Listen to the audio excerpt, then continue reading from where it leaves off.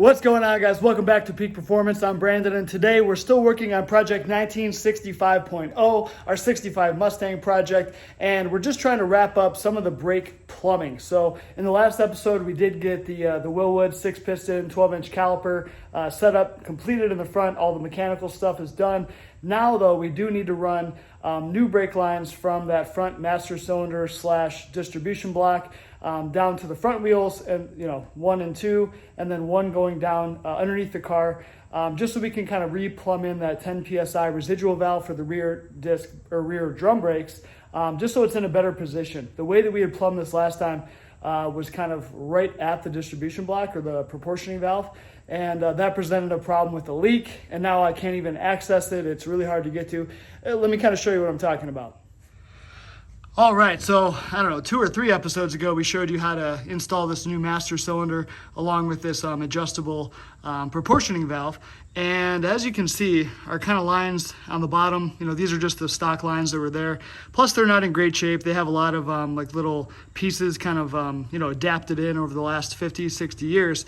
So what I'd like to do is probably unbolt this whole thing, kind of lift it up so that I can get access to these bottom lines here, and I'm going to try to unbolt them all. But basically from here, just going straight down into this driver's side, it'll just be a little short run. I'm going to go to the parts store, just get some pre-made lines that are the right length, whatever it is, 24 inches. And then same thing for the other side. On the passenger side, we'll just get a pre-made thing. I'll kind of bend it the way it needs to go. We'll have it down there. Because again, even on this side, I saw there's at least 1 or 2 little unions, makeshift unions that have been put in over the years. So at least we'll know we'll have one new line, nice and good all the way. And then just one line going straight down. And we'll probably cut it just somewhere underneath the car here, just so we have nice, easy access. And that's where we'll put in the residual valve and then union it back to the rear brake. So the rear brakes, all those lines look pretty new. They're in good shape. They're not rusty. So I feel pretty comfortable just cutting it and then splicing it in.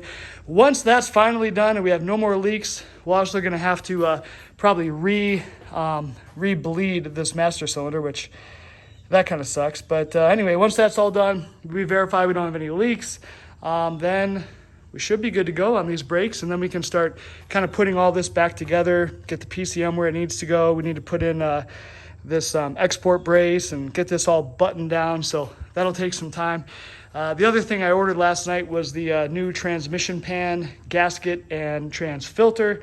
So that's on the to-do list. I'm not sure that'll happen today or even this week, but we do got to get that knocked out pretty quick here and get this car back driving. So let's get to it.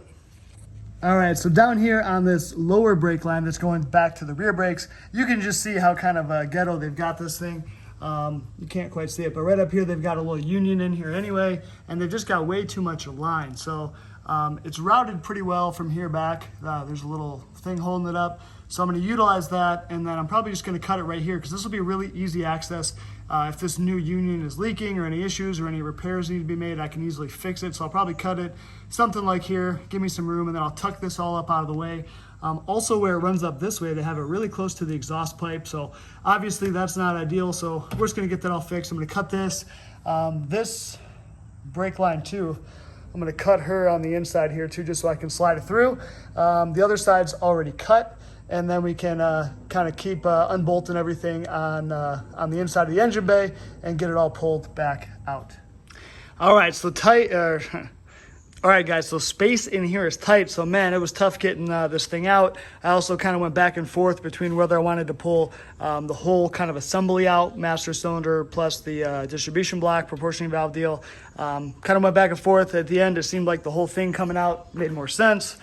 So here we have it. We got it all out. This was kind of our main issue, which was leaking. So what I tried to do was kind of pop this just in line on the back here, thinking that would be easy. But the problem was there's not enough clearance with the bottom of the car. So basically the line was hitting, and it was really hard to push it down, and it just wasn't tight. So like when I pulled it off, I literally was able to just kind of get it off by hand off here. So I got all these fittings removed. Now I've got to kind of take a measurement for the rear here. This is my driver's and this is my passenger's. So I'll take some measurements. I've got some other pieces of stuff that's cut I got to pull out and get a whole measurement. So then I'm going to go to the auto parts store, just hopefully get some fittings that already are terminated on each side, already flared, already have little nuts, and then I can literally just have to bend them, get them in place, screw them all in, This, I'm gonna make some nice little bends right on the bottom, real tight.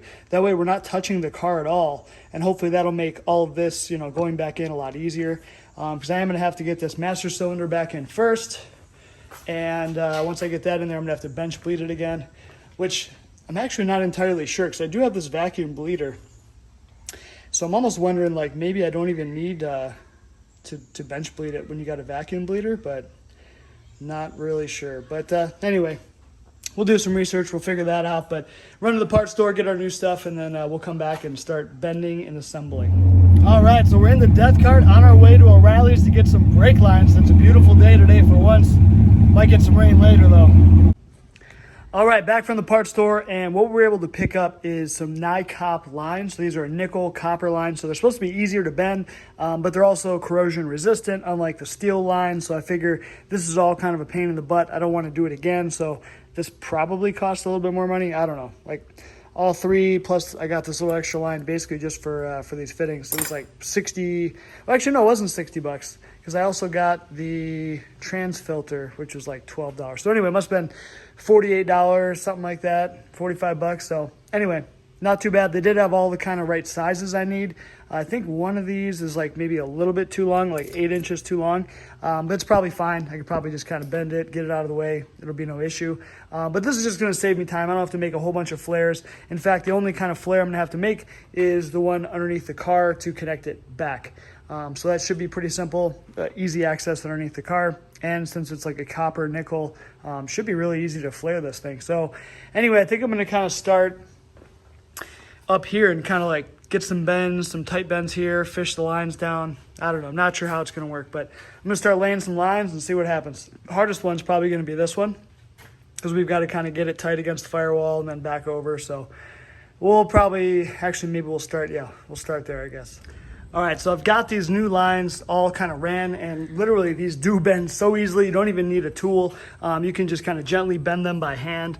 So I still need to kind of work some more of this side, but basically my thought is to get this stuff all screwed into the proportioning valve the way I need it, and then I'll come back and I can kind of fine tune this and then see how much extra we got and figure all that stuff out. But the most important part, since we don't have a lot of room in here, is just making sure we can get that to screw into the bottom of the proportioning valve and then be able to slide that into position well, all that good stuff. But one little tip, if you're doing this, so as I was kind of fishing these through like the back of the engine where it's really dirty, I did put some electrical tape over the end of the fitting so that way the fitting couldn't slide, so it stayed where it was. Like, you don't want to fish this thing underneath here and then your fitting is way back here and you're trying to slide it. So put some tape to hold it. And then now that I've got it kind of where I want it, I took that piece of tape off the end and I stuck a piece of tape around this kind of bottom. So now the fitting can't, slide down any farther. So when I come in here later to hook it up, it can only move, it's right in my hand and I can just easily tighten it on there. So that's kind of my little tip.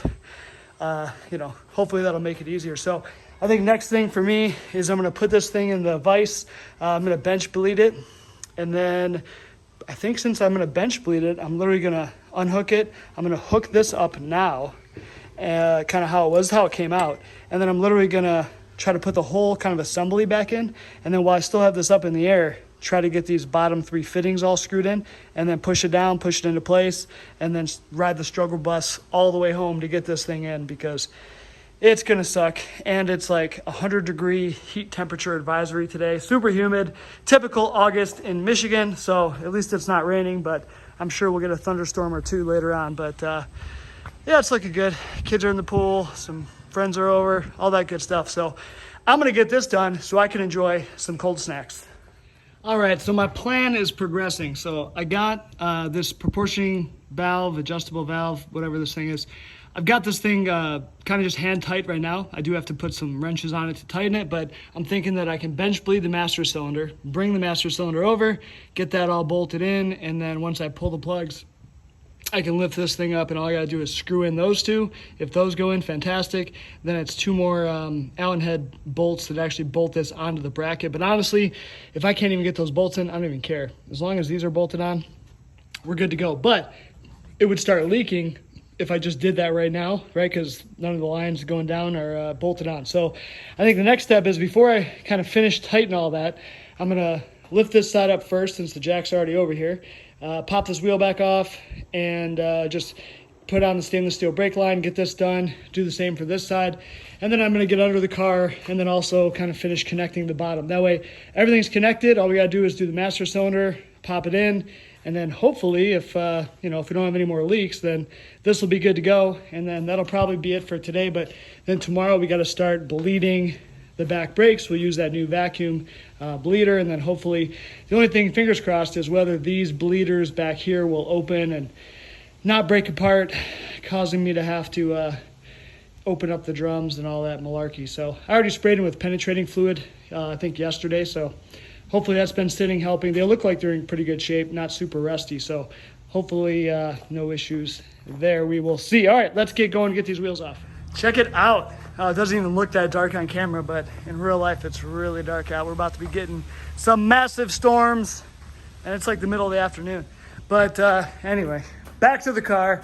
I did get the passenger side brake lines all done, so this was pretty straightforward. So yeah, just kind of make sure that your brake line's not gonna, hit anything or get crazy. I think this one's gonna be pretty good. It's gonna kind of stay tucked away from this rotor.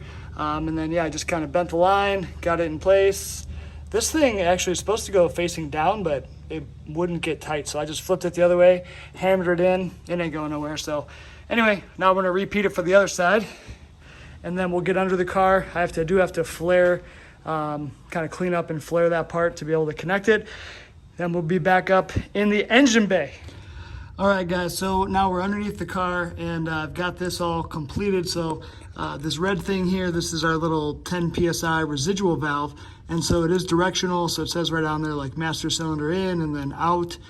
So all we had to do for this guy was just cut this existing line, and we did have to put a new flare on it. So pretty simple, I mean, pretty good access and stuff. So then I just put a couple zip ties on this sucker just to be able to hold it up. And now we're good. Now we can go back up top and start, well, actually we'll go to the bench. We can start bench bleeding that master cylinder and then start getting it put in. All right, so I got these 3 lines completely tightened up. So this is kind of where it's gonna sit once we place the master. And these lines are so much more bendable than the steel. I think this is gonna be really easy to be able to manipulate this and get these 2 stainless steel lines, kind of started into the master. And then all we got to shove in is those 2 bolts to hold it to the bracket. So I'm hoping it's gonna be a lot easier than it was last time, but we'll see. All right, so in the last video, we ended up bleeding this thing in the car, but for bench bleeding, it is just that. Just stick this thing in your vise or some kind of other tool to hold it in place, put your little stuff on here, and all we're gonna do is basically just depress this a bunch of times, kind of go slow in and out all the way until all the bubbles are gone, and then we can kind of throw some caps on it and then try to quickly get it into the car without hopefully spilling all of it. And then we got to get our lines screwed in, and then that'll be it. So sounds easy, but getting these bolts in here is a pain in the butt. So basically just keeping this fluid proof without leaking is going to be hard enough. So let's get to it. Holy crap, you guys, look at this, dude. Just this is sweat. It's nasty, but it's about 4,000 degrees Fahrenheit, 9,050% humidity. So it is just out of control. But the good news is, after probably 20 minutes of freaking struggling with this stupid master cylinder, we did get these little screw thingamabobs all, on there. So check it out. Ooh, look at that, baby. Oh man, getting these things lined up, because these are stainless steel. They do not want to move. They are not happy. So now all I got to do is just tighten down the master cylinder, hook it up on the inside, fill it with fluid, pop the cover on. I do got to try to get these 2 Allen head screws that hold the actual distribution block thing to that bracket. So that's probably going to really suck too. But anyway, yeah, making some good progress here. All right, so we don't have a whole lot left to do, but boom, we lost power. So I don't know, I think I might have heard like a transformer blow or something, but it could have been a crack of lightning, crack of thunder, whatever. But so anyway, I'm not sure. This might be about it. Literally all I got to do is just finish hooking up the pedal, tighten down the 2 bolts for the master cylinder, and that's about it. I guess maybe I'll check for some leaks, but yeah, as long as there's no leaks, then what I might also do is just start putting back, start hooking up these top shocks, put in this export brace, all that kind of stuff. And then tomorrow, I'll actually do the, you know, the whole bleeding and stuff. I don't feel like doing that today. It is hot, muggy, just nasty. So I think we'll save that for tomorrow. So yeah, we'll see what happens. So either I'll catch you guys in the morning or maybe later today.